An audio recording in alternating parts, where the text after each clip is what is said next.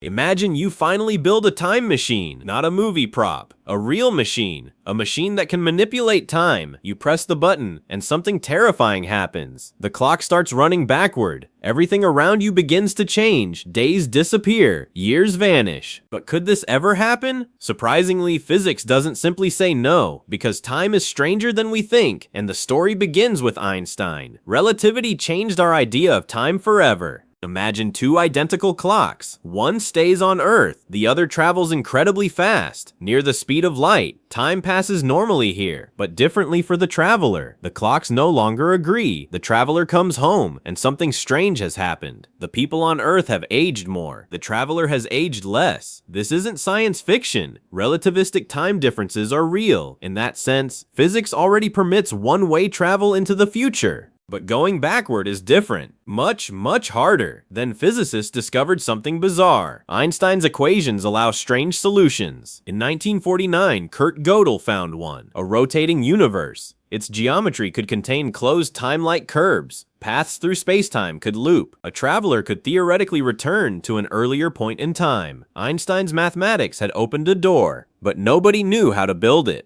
But what if you didn't need to rotate the entire universe? Physicist Frank Tipler studied extreme rotation. Imagine an enormous rotating cylinder. Spin it incredibly fast. Its gravity distorts space-time. Under extreme theoretical conditions, closed time-like curves can appear. But there's an obvious problem. The required object would be absurdly extreme, so physicists looked for another route. What if you didn't need to bend the entire universe? What if space itself had a shortcut? Two places far apart, connected by a tunnel. A wormhole. In 1988, Morris, Thorne, and Yurtsever explored the idea. Their paper connected wormholes with time machines. Imagine two mouths of a wormhole. Both start with synchronized clocks. Now move one mouth at extreme speed, near the speed of light. Relativity changes how much time passes. The clocks become out of sync. Bring the mouth back. Now something extraordinary is possible. The two mouths can have different time relationships. Enter one side and exit the other. You could theoretically emerge at an earlier time. A time machine, at least on paper. Because there's a massive problem. We don't know how to make a traversable wormhole, and we don't know how to keep one open. Theoretical models require extraordinary conditions, including unusual negative energy effects. Nothing remotely like this exists at engineering scale. Our technology isn't even close. The theoretical requirements are enormous, and stability becomes another problem. Quantum effects could become important, very important, because once you try to create a time machine, you may disturb space-time itself, and then comes the biggest problem. Because there's an even deeper problem. Suppose you travel into the past, before your parent is even born, and you change one event. You prevent your grandfather from having children. Then your parent is never born, so you are never born. But if you were never born, who traveled into the past? That's the grandfather paradox, a problem with cause and effect, but physicists proposed possible ways around it. Igor Novikov proposed a different possibility. The universe might enforce consistency. You could travel into the past, but you couldn't create a contradiction. Every event would remain self-consistent. The past wouldn't be freely changeable. This is called the self-consistency principle, but it's a theoretical idea. But what if nature simply doesn't allow it? Stephen Hawking asked exactly that. He proposed chronology protection. Maybe the laws of physics prevent time loops. Imagine building a wormhole and trying to turn it into a time machine. As the loop approaches, quantum effects might become enormous. Perhaps they destroy the loop before it can form. Nature may have locked the door. Maybe changing the past wouldn't change your history, but we don't know which, if any, of these ideas nature actually allows. So if you tried to build a time machine today, you wouldn't be building the future. You'd be testing the limits of physics itself.